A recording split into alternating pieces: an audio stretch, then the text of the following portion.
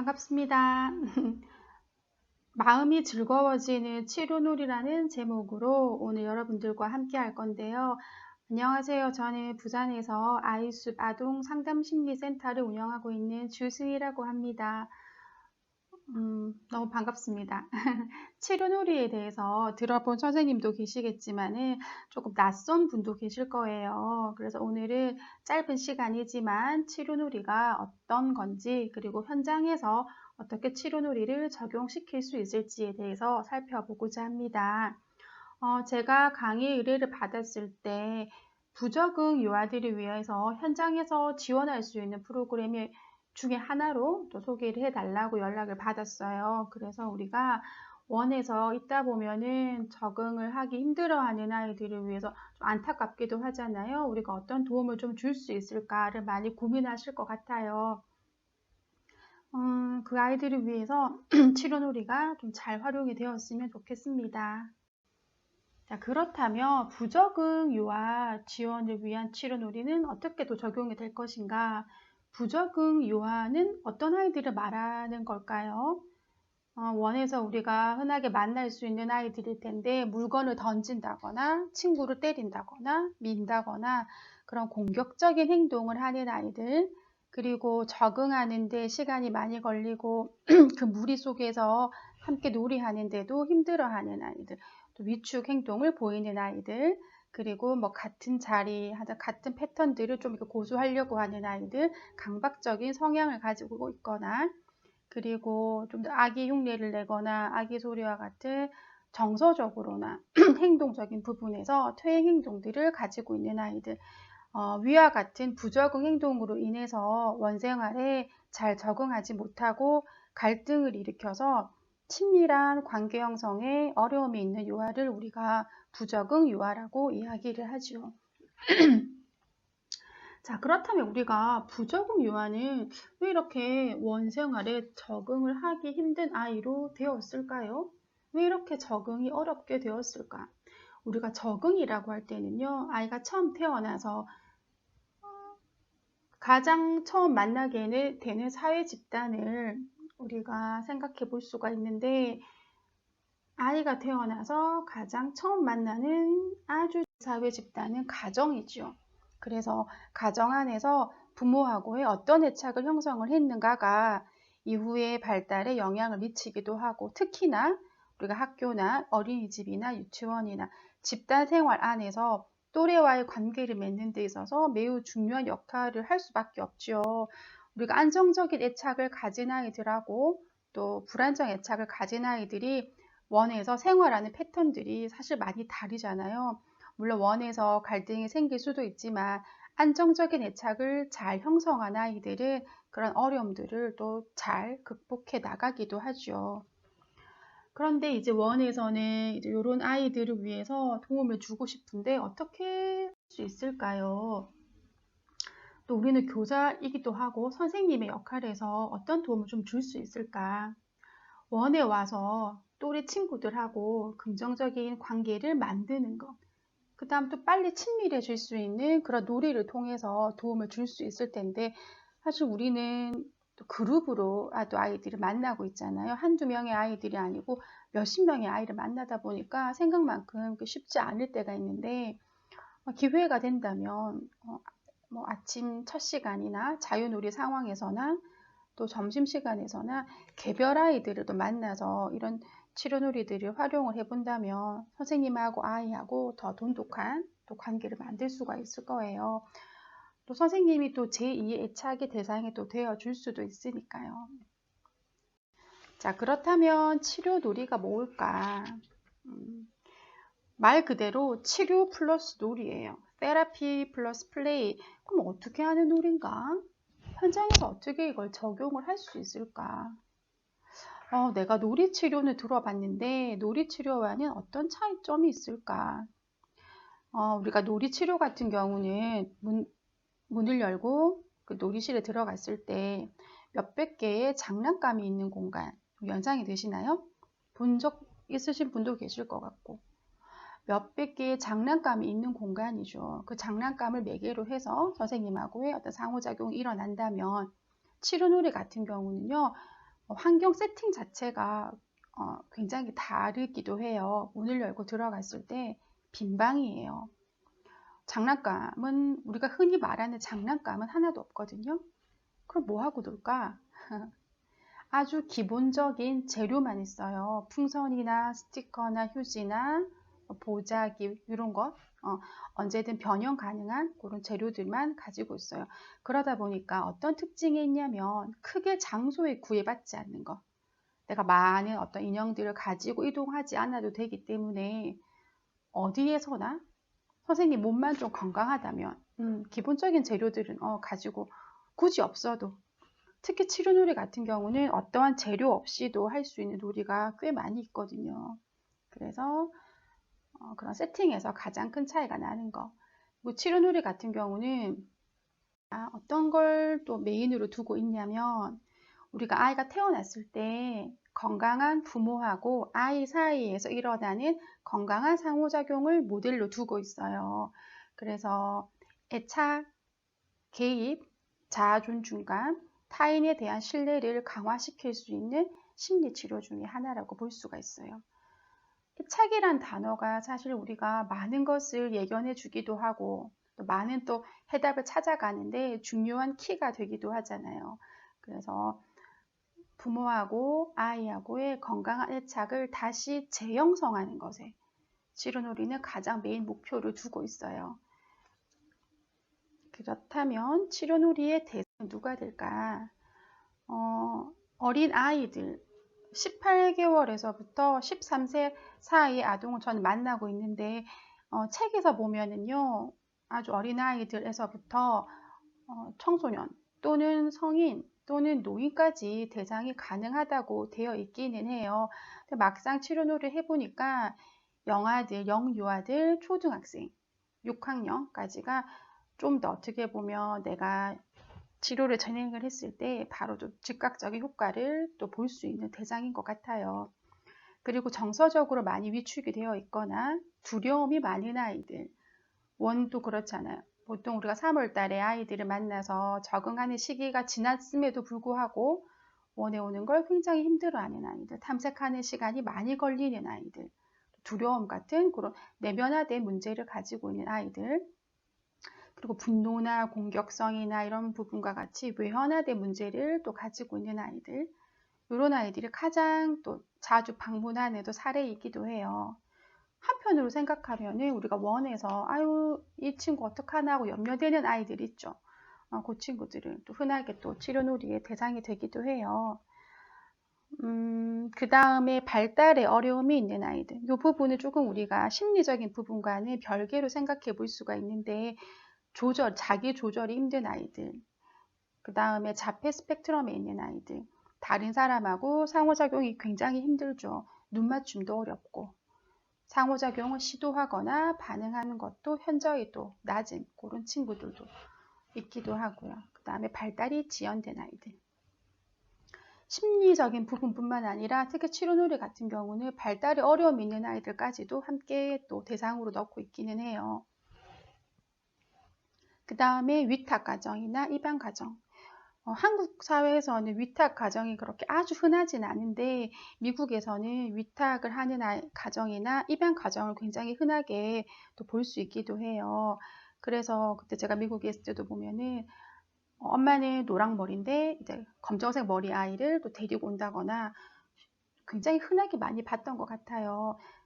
치료놀이는 우리가 애착을 다시 형성하는데 포커스를 두고 있다 보니까 내가 나이가 들어서 내가 7살 아이를 입양하기도 하고 심지어 11살 아이를 입양한 케이스도 많이 봤거든요. 그래서 그 친구들하고 좀 빨리 친해지고 싶은데 어떤 좋은 방법이 있을까 해서 치료놀이를 선택해서 오시는 분들이 많이 있으세요. 그리고 내가 지금 우리 아이랑 뭔가 모르게 좀 덜 친한 것 같고 우리 아이는 맨날 짜증을 많이 부리고 화도 많이 내고 나도 그 아이 모습을 보니까 덩달아서 짜증이 나기도 하고 화가 나기도 하고 아유 좀 친해지고 싶어요 하시는 분들도 또 많이 오시죠. 놀이는 어떻게 시작이 되었을까? 1967년도에 시카고에서 우리 치료놀이가 이 프로그램을 개발을 하게 됐는데 전버그 선생님께서 헤드스타트 프로그램에서 정서 지원 파트를 담당을 하게 되셨어요.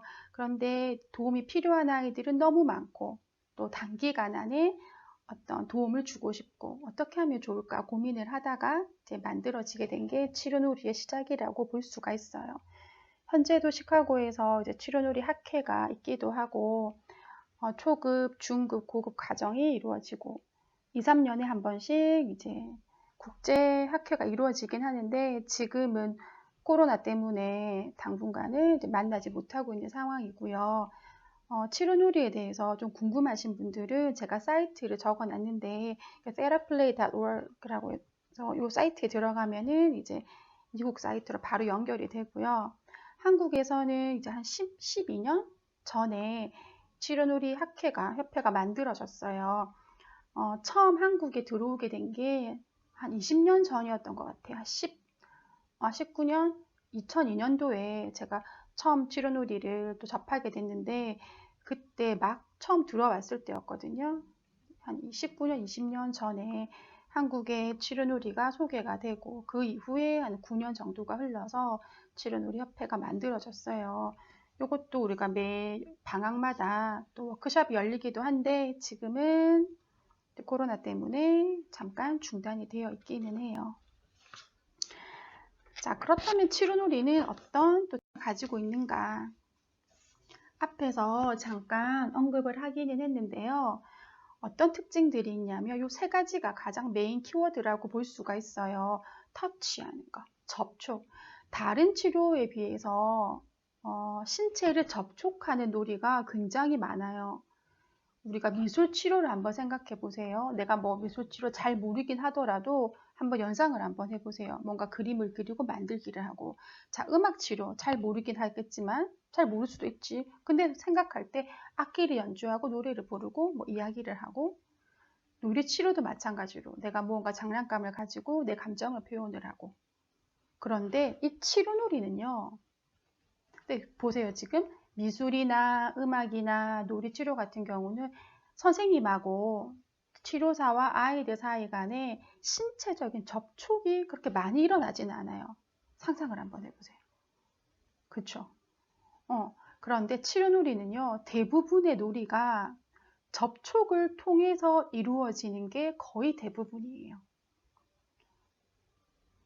나중에 소개를 할 텐데 어떠한 재료 없이도 우리의 손과 손이 만나서 할 수 있는 놀이, 팔과 팔이 만나서 할 수 있는 놀이, 신체 접촉이 거의 대부분 치료놀이의 핵심이라고 볼 수가 있어요. 제가 이렇게 상담사 선생님을 대상으로 특강을 나가거나 학부모를 대상으로 유치원에 특강을 나가거나 할 때 사실은 다 처음 보는 분들이 이렇게 모여 있잖아요. 그럴 때 치료놀이를 하고 나면 금세 이렇게 몇 분이 안 지나서 친해지는 걸 많이 볼 수가 있었어요. 그러니까 사람과 사람 간의 신체, 특히 따뜻한 접촉, 건강한 접촉을 한다는 게 얼마나 더 관계를 더 긍정적으로 또는 친밀하게 만드는지 몰라요. 터치가 가장 메인이 되는 단어고요. 그 다음 세팅 자체, 빈방이에요. 미술 치료 같은 경우 미술 도구도 재료들이 있을 거고 음악 치료 같은 경우는 여러 악기가 또 있을 거고 놀이치료 같은 경우는 여러 놀잇감들이 있을 건데 치료놀이는 빈방이에요. 그래서 헤드스타트 프로그램에서 처음 이렇게 60년대, 70년대 소개가 됐을 때는요. 학교 거기 계단 밑에 있죠. 복도 같은데 거기서 이루어지기도 했었거든요. 뭐 장소나 특별히 상관없이 할 수 있죠. 꼭 치료실에 방문하지 않더라도 할 수 있는 놀이들이 많죠. 그 다음 상호작용. 다른 사람과 사람 간의 건강한 관계를 형성하는 것. 모든 놀이가 우리가 상호작용이라고 할 때는 시도하는 것과 반응하는 것이 얼마큼 잘 건강하게 균형이 있게 이루어지는가가 중요한데 그러한 상호작용을 할 수 있는 놀이가 거의 대부분이죠. 일방적으로 한 사람이 시도를 한다거나 일방적으로 한 사람이 반응만 한다거나 그런 것보다는 시도하고 반응하고 연결고리가 자연스럽게 이루어지는 것이 바로 치료놀이기도 해요. 그러면 어떤 게 치료놀이의 활동이 될 수 있을까 한번 상상을 해봅시다. 선생님들이 알고 있는 놀이 중에서 터치가 들어있는 놀이가 어떤 게 있을까요? 꼭 치료 놀이가 아니더라도. 우리 어렸을 때 진짜 많이 했던 거. 저는 어렸을 때 어떤 놀이가 기억나냐면 그거 아세요? 다리하고 다리를 서로 맞대어 앉은 다음에 마주보고 앉기도 해서 이렇게 달달 무슨 달 혹시 아세요? 한 다리씩 짚어가면서 이렇게 달달 무슨 달 쟁반같이 둥근 달. 노래가 다 끝나고 나서 어디 어디 떴나 뭐 선생님 위에 떴지 마지막 노래가 끝나는 다리에 걸리는 사람이 다리를 하나 빼잖아요. 그 노래 아세요? 노래를 다시 또 부르고 불러서 맨 마지막에 누구의 다리가 남아 있는가 그런 것도 한번 보잖아요. 또 어떤 게 있을까요? 터치가 들어있는 거 그런 거 아세요? 두 명이서 마주보고 앉아서 가위바위보를 해서 이긴 사람이 진 사람 뒷목에다가 손가락 하나를 콕 찍어서 내가 어떤 손으로 찍었을까 맞춰봐라 이런 놀이 아세요? 아시죠? 그런 모든 놀이들이 사실 마주보고 있잖아요. 마주보고 있지 터치가 일어나지 충분히 치료놀이로 활용을 할 수 있는 거죠. 그대로 적용할 수도 있고 약간 변형을 줘서 충분히 치료적인 놀이로 사용을 할 수가 있어요. 자, 이러한 놀이는요, 아주 즐겁죠. 개입적이기도 하고. 이런 즐거운 놀이를 많이 한다는 것 자체가, 와, 나 이렇게 즐거울 수 있고, 다른 사람하고 좋은 관계를 유지할 수 있는 사람이구나. 나에 대해서 셀프 이미지가 더 긍정적으로 만들어지죠. 이런 좋은 터치를 통해서 편안함이나 또 정서적 욕구, 이런 부분들이 충족이 되어지죠. 자, 그러면 이제 우리가 치료놀이엔 어떤 원리들이 숨어 있나를 볼 텐데 네 가지로 나누어 볼 수가 있어요. 구조와 개입과 양육과 도전. 그 다음 마지막 하나는 플러스에서 즐거움이 들어가는데 구조는 뭘까? 스트럭처라고 해서 어떤 느낌이 좀 드세요? 모든 놀이 안에서 아이들하고 관계도 그렇고 부모하고 자녀 관계도 그렇고 선생님하고 또 아이들 관계도 그렇고 정확한 안내가 이루어지는가가 굉장히 중요하죠. 지시를 하거나 명령을 하거나 제안이 아니라 정확한 안내가 이루어지는가. 한번 상상을 해볼까요? 우리가 해외여행을 갔을 때 패키지 여행을 가면은 거기 가이드가 있잖아요. 그래서 가이드가 우리가 이 버스를 타고 가서 1시간 뒤에 식당에 도착을 할 겁니다. 거기서 맛있게 식사를 하시고 공원에서 1시간 자유시간을 드리겠습니다. 이 말을 들을 때 우리가 지시받고 있다고 느끼지 않잖아요. 명령받고 있다고 느끼지도 않고요. 들었을 때 어때요? 아, 그렇구나. 하나의 정보를 제공해 주는 거잖아요. 그러한 감정의 원리가 들어가 있는가? 아이에게 지시하는 것이 아니, 아, 이렇구나, 이렇구나. 그럼 내가 언제 사진을 찍고, 언제 내가 화장실을 가고, 앞으로 내가 일어날 것에 대해서 미리 예측을 해볼 수가 있잖아요. 이렇게 예측 가능한 안내들을 통해서 아이들이 심리적인 안정감을 얻게 되죠. 규칙을 경험하기도 하고요. 이런 규칙을 내가 경험하고 여기서 느껴지는 안정감과 즐거움을 통해서 아이들은 스스로 자기 조절을 또 할 수 있도록 도움을 주죠. 에는 개입이라는 원리가 있어요. 인게이지먼트라고 해서 이건 어떤 의미로 많이 사용이 되냐면 우리가 아이랑 놀이를 하려고 딱 이렇게 마주보고 앉았는데 뭔가 우울해 보이기도 하고 신체적으로도 뭐가 좀 아프거나 힘들어 보이기도 하고 그렇다면 이 내가 준비한 놀이하고 상관없이 현재 이 아이의 신체적인 상태나 정서적인 상태에 조율을 해서 민감하게 반응을 하는 게 굉장히 중요해요. 그리고 아이랑 또 놀이를 통해서 관계에서 오는 즐거움. 여기서 즐거움은 나 혼자 즐거운 것이 아니라 함께 놀이를 해서 서로가 공유가 되어지는 즐거움이 있는가? 그 부분에 대해서 이야기를 하고 싶은 것이 바로 개입에 관한 거예요. 그 다음 세 번째는 양육, nurture라고 해서 내가 아무것도 하지 않아도 나는 사랑받고 있어. 나는 사랑받을 가치가 있어. 라고 느끼는가? 내가 그런 사람으로 내가 생각하고 있는가?